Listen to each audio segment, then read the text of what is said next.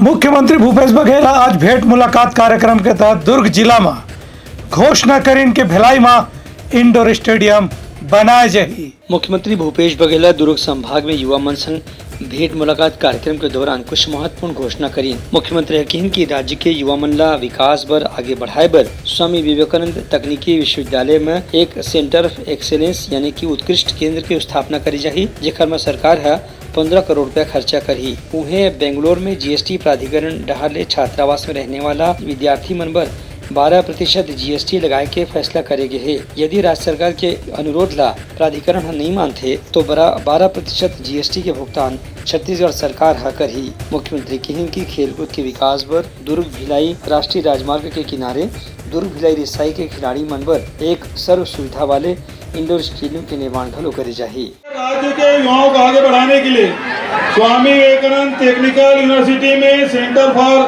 Entrepreneurship COE स्थापित किया जाएगा। इसमें लगभग 15 करोड़ की राशि होगी और 10,000 वर्ग फीट में स्टार्टअप इकाइयों के लिए स्थान उपलब्ध होगा, रोजगार के अवसर मिलेंगे।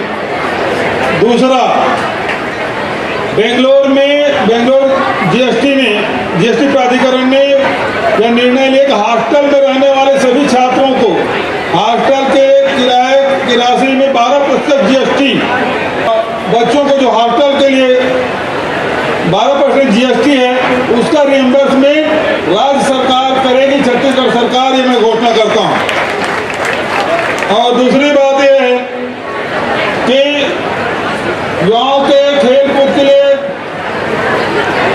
दुर्ग में एक बढ़िया भिलाई में बढ़िया से राष्ट्रीय राजमार्ग के किनारे, ताकि बच्चों को चाहे दुर्ग को, भिलाई को, वैशाली नगर, रिसाली कहीं भी हो, लोगों को आने जाने में तकलीफ न हो, ऐसी जगह चिन्हित करके एक सर्वसुविधा युक्त इंडोर स्टेडियम निर्माण की मैं घोषणा करता हूँ।